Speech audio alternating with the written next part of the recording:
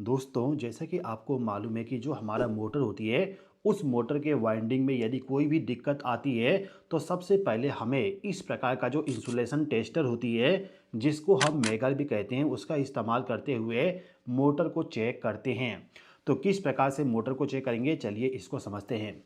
दोस्तों, किसी भी मोटर को चेक करने का टोटल 3 तरीका होता है, जिसमें से सबसे पहला तरीका होता है कि जो हमारा मोटर है, उस मोटर का जो वाइंडिंग है, उस वाइंडिंग का रेजिस्टेंस कितना है, उसको हमें मेजर करना होगा। मतलब कि मोटर का वाइंडिंग जो है, उसका हमें कंटिन्यूटी टेस्ट करना होता है। तो कंटिन्यूटी टेस्ट करने के लिए आप चाहें तो मल्टीमीटर का इस्तेमाल कर सकते हैं, या फिर जो मेगर है उसका भी इस्तेमाल कर सकते हैं। तो मैं आपको यहाँ पे मेगर के ज़रिए टेस्टिंग करना बता देता हूँ। आप सिंपली क्या करिए कि जो मेगर है, उस मेगर को कंटिन्यूटी पोजीशन पे लगा दीजिए। कंटिन्यूटी पोजीशन पे लगाने के बाद में जो मेगर का प्रोब होता है, मेगर में भी आपको 2 प्रोब मिल जाएगा। एक आपको मिलेगा रेड प्रोब और दूसरा मिलेगा ब्लैक प्रोब।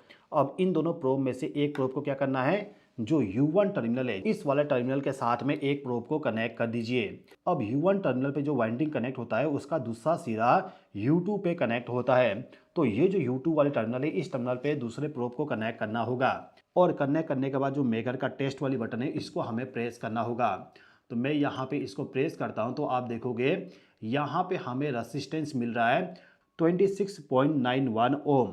तो मैं यहाँ पे इसको नोट डाउन कर लेता हूँ। जैसा कि आपने देखा कि जो U1 और U2 टर्मिनल है, उन दोनों के बीच में हमें 26.91 ओम रेजिस्टेंस हमें मिला।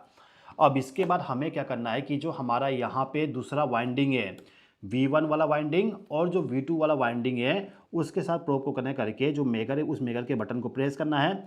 प्रेस करने के बाद हमारे सामने यहाँ पे वैल्यू आ जाएगा 26.92 ओम रेजिस्टेंस यहाँ पे हमें मिल रहा है। तो मैं इसको भी नोट डाउन कर लेता हूँ। यहाँ पे हमें रेजिस्टेंस मिल रहा है 26.92 ओम। इसके बाद यहाँ पे जो तीसरा वाइंडिंग है, उस वाइंडिंग का भी हम रेजिस्टेंस को मेजर करेंगे। तो तीसरा वाइंडिंग जो है, उस वाइंडिंग का हम यहाँ पे रेजिस्टेंस को मेजर करेंगे। रेजिस्टेंस को मेजर करने पे यहाँ पे हमें वैल्यू मिल रहा है 26.91 ओम। मतलब कि यहाँ पे भी हमारा रेजिस्टेंस का वैल्यू सेम है। ये जो यहाँ पे तीसरा वाइंडिंग है W1 W2, इसका भी वैल्यू 26.91 ओम रेजिस्टेंस यहाँ पे हमें मिल रहा है। तो जैसे कि आप देख सकते हो, ये जो हमारा कंटिन्यूटी टेस्ट है, इस कंटिन्यूटी टेस्ट में जो हमारा तीनों वाइंडिंग है, उन तीनों वाइंडिंग का रेजिस्टेंस हमें बराबर मिल रहा है। यहाँ पे 0.01 ओम का डिफरेंस दिखा रहा है, लेकिन उससे कोई भी फर्क नहीं पड़ेगा। यदि आपके मोटर का जो रेजिस्टेंस है, वो रेजिस्टेंस यदि बैलेंस में है, मतलब कि बराबर है, तो इस कंडीशन में मोटर का जो वाइंडिंग है, उस वाइंडिंग में कोई भी दिक्कत नहीं है। अब ये जो रेजिस्टेंस का वैल्यू है, इस वैल्यू के अलावा यदि आपको वहाँ पे इस प्रकार से रेजिस्टेंस मिलता, जैसे कि 26 ओम, 24 ओम और यहाँ पे आपको मिल जाता 29 ओम। यदि इस प्रकार से अनबैलेंस रेजिस्टेंस दिखाता, मतलब कि यदि रेजिस्टेंस में बहुत ही ज़्यादा डिफरेंस दिखाता, तो इस कंडीशन में आप ये समझोगे कि आपके पास में जो मोटर है, उस मोटर का जो वाइंडिंग है, उस वाइंडिंग में कुछ दिक्कत आ चुका है, जिसके वजह से रेजिस्टेंस अनबैलेंस हो चुका है।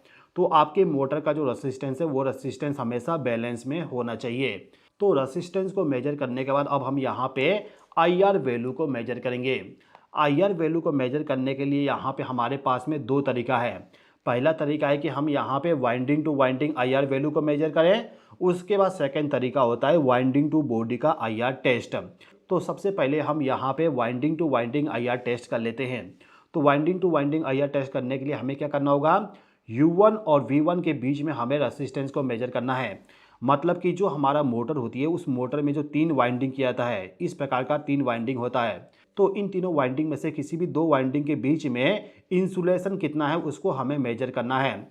तो उसको मेजर करने के लिए हम क्या करेंगे, U1 टर्मिनल और V1 टर्मिनल पे हम IR वैल्यू को मेजर करेंगे, या फिर हम चाहें तो U2 और V2 के बीच में भी IR वैल्यू को मेजर कर सकते हैं। मतलब कि हम चाहें तो यहाँ पे IR वैल्यू को मेजर कर सकते हैं, या फिर यहाँ पे दोनों का वैल्यू सेम आएगा, क्योंकि वाइंडिंग हमारा सेम टू सेम है। तो अभी के टाइम पे U1 और V1 के बीच में IR वैल्यू को मेजर कर लेते हैं। देखिए, जब भी आप कभी IR वैल्यू को मेजर करने जाओ, तो यहाँ पे आपको वोल्टेज भी सेलेक्ट करना होता है। फिलहाल के टाइम पे जो मेरे पास में मोटर है, इस मोटर का जो ऑपरेटिंग वोल्टेज है, वो है 415 वोल्ट। तो इस कंडीशन में मैं यहाँ पे इस्तेमाल करूँगा 500 वोल्ट इस मोटर का IR वैल्यू को मेजर करने के लिए। तो 500 वोल्ट का सिलेक्शन करने के बाद मेरा जो यहाँ पे प्रोब है, इस प्रोब को मैं दो वाइंडिंग के बीच में कनेक्ट कर दूंगा। मतलब कि U1 के साथ एक प्रोब को कनेक्ट करूंगा और दूसरे को V1 के साथ कनेक्ट करूंगा। और कनेक्ट करने के बाद यहाँ पे जो बटन है, इस बटन को मैं प्रेस करूंगा। प्रेस करने के बाद यहाँ पे हमारे सामने IR वैल्यू आ चुका है। IR वैल्यू में आप देख सकते हो यहाँ पे दिखा रहा है 20.99 गीगा ओम।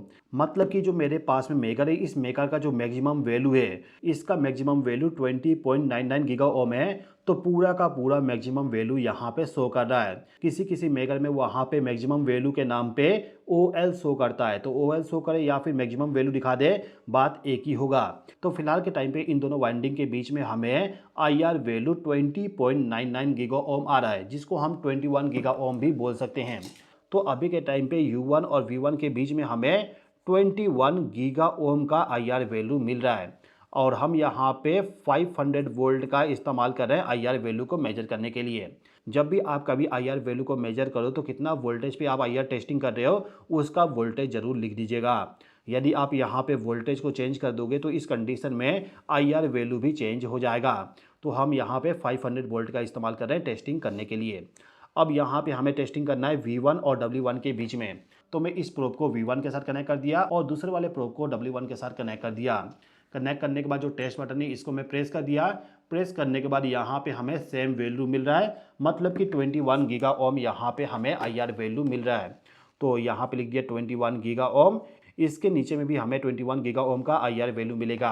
आप यहाँ पे देख सकते हैं, मैं इस प्रोब को यहाँ पे कनेक्ट कर दिया और इस वाले प्रोब को इस पॉइंट पे कनेक्ट कर दिया। और कनेक्ट करने के बाद मैं इस वाले बटन को प्रेस करता हूँ। आप देखोगे सेम वैल्यू यहाँ पे दिखा रहा है।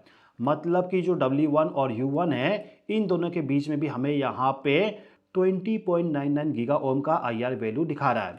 मतलब कि अभी के टाइम पे हम ये समझ सकते हैं कि जो हमारे पास में मोटर है, इस मोटर का जो तीनों वाइंडिंग है, उन तीनों वाइंडिंग के बीच में जो गैप होती है या फिर जो वाइंडिंग का इंसुलेशन है, वो इंसुलेशन पूरा का पूरा ओके है।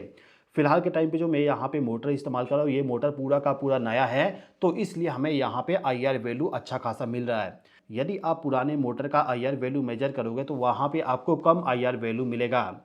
अब यहाँ पे हमारे पास में 21 गीगा ओम का IR वैल्यू आ रहा है, तो इसका मतलब होता है मोटर हमारा अच्छा है। अच्छा, मैं आपको यहाँ पे ये बता देता हूँ कि IR वैल्यू कितना आने पे मोटर में प्रॉब्लम हो सकता है। देखिए, यदि आप यहाँ पे IR वैल्यू मेजर करते हो और मेजर करने के टाइम पे आपको यहाँ पे वैल्यू मिलता है 0 मेगा ओम। यदि आपको यहाँ पे 0 मेगा ओम का IR वैल्यू मिलेगा तो आप ये समझिएगा कि आपके पास में जो मोटर है, उस मोटर का जो वाइंडिंग है, वो वाइंडिंग शॉर्ट सर्किट हो चुका है। इसके अलावा यदि आपको यहाँ पे 0.8, 0.7 इस प्रकार से यदि वैल्यू मिलता है, तो इस कंडीशन में आप ये समझिएगा कि जो मोटर का वाइंडिंग है, उस वाइंडिंग का जो इंसुलेशन है, वो इंसुलेशन वीक हो चुका है और वो दोनों वाइंडिंग बहुत ही जल्द आपस में शॉर्ट सर्किट होने वाले हैं। मतलब कि 1 मेगा ओम से कम वैल्यू यदि आपको मिलता है तो इस कंडीशन में आपको मोटर को चेक करवाना होगा। मोटर को आप चेक करवा लीजिएगा कि मोटर के अंदर में कोई धूल तो नहीं चला गया, पानी तो नहीं चला गया। यदि मोटर के अंदर में धूल या फिर पानी चला जाएगा तो इस कंडीशन में भी मोटर का IR वैल्यू बहुत ही ज़्यादा कम हो जाएगी। तो इतना कम वैल्यू आने पे हमें ही मोटर को चेक करवाना होता है। तो मैंने यहाँ पे लिख दिया मोटर को चेक करना होगा। और यदि आपके पास में जो मोटर है, उस मोटर का IR वैल्यू 1 मेगा ओम इससे ज़्यादा आता है तो इस कंडीशन में मोटर हमारा सही है। मतलब कि जो मोटर है, उस मोटर का IR वैल्यू कम से कम 1 मेगा ओम होना चाहिए। यदि इससे कम है तो मोटर को चेक करवाना होगा, यदि इससे ज़्यादा है तो कोई भी दिक्कत नहीं है। तो दो वाइंडिंग के बीच में IR टेस्ट किस प्रकार से करेंगे वो हमने समझ लिए।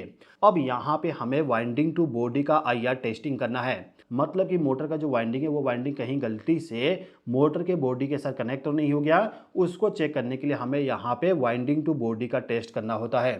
तो इसके लिए हम यहाँ पे क्या करेंगे, जो तीनों वाइंडिंग है, उस वाइंडिंग को मोटर के बॉडी के साथ चेक करेंगे। तो मोटर का जो वाइंडिंग है और जो मोटर का बॉडी है, उन दोनों के बीच में इंसुलेशन रेसिस्टेंस कितना है उसको मेजर करने के लिए हम क्या करते हैं, मेगर का जो एक प्रोब है उसको बॉडी के साथ कनेक्ट कर देंगे और इसके बाद में जो दूसरा वाला प्रोब है उसको ले जाके हम U2 के साथ कनेक्ट कर देंगे। कनेक्ट करने के बाद ये जो टेस्ट वाली बटन है, इसको हम प्रेस करेंगे। प्रेस करने के बाद यहाँ पे हमारे सामने वैल्यू आ चुका है 20.99 गीगा ओम दिखा रहा है। बाकी वाइंडिंग का भी हम चेक कर लेते हैं। यहाँ पे जो सेकेंड वाइंडिंग है इसका IR वैल्यू 20.99 गीगा ओम है और तीसरे वाइंडिंग का भी IR वैल्यू यहाँ पे सेम टू सेम आ रहा है। तो अभी के टाइम पे जो हमें वैल्यू मिला वो वैल्यू बहुत ही अच्छा है, मतलब कि मोटर का जो वाइंडिंग है और मोटर का जो बॉडी है उन दोनों के बीच में इंसुलेशन का रेसिस्टेंस जो है वो बहुत ही ज़्यादा है। तो मैं यहाँ पे लिख देता हूँ कि तीनों वाइंडिंग के बीच में हमें 21 गीगा ओम का IR वैल्यू मिला। दोस्तों अभी जो हमने टेस्टिंग की उस टेस्टिंग में यदि हमें यहाँ पे 0 मेगा ओम IR वैल्यू मिलता तो इस कंडीशन में हम ये समझते हैं कि जो मोटर का वाइंडिंग है वो वाइंडिंग मोटर के बॉडी के साथ में कनेक्ट हो चुका है, मतलब कि वहाँ पे अर्थ फॉल्ट हो चुका है। इसके अलावा यदि हमें यहाँ पे 1 मेगा ओम से कम IR वैल्यू मिलता तो इस कंडीशन में हम ये समझते हैं कि जो हमारे पास में मोटर है उस मोटर का जो वाइंडिंग है उस वाले वाइंडिंग का जो इंसुलेशन है वो इंसुलेशन वीक हो चुका है, मतलब कि वाइंडिंग में हमें दोबारा से इंसुलेशन को चढ़ाना पड़ेगा या फिर दोबारा वाइंडिंग करवाना पड़ेगा। इसके अलावा यदि हमें यहाँ पे 1 मेगा ओम से IR वैल्यू ज़्यादा मिलता तो इस कंडीशन में हम ये समझते हैं कि मोटर हमारा सही है। अभी के टाइम पे हमें यहाँ पे 21 गीगा ओम का IR वैल्यू मिल रहा है, इसका मतलब ये है कि हमारा मोटर सही है। तो दोस्तों इस वीडियो के माध्यम से हमने ये सीखे कि हम किस प्रकार से किसी भी मोटर को चेक करेंगे, वो भी मेगर का इस्तेमाल करते हुए। दोस्तों यदि आपको ये वीडियो पसंद आया तो लाइक कर दीजिएगा और यदि आपने अभी तक चैनल को सब्सक्राइब नहीं किए तो सब्सक्राइब भी कर लीजिएगा। इस वीडियो को देखने के लिए धन्यवाद।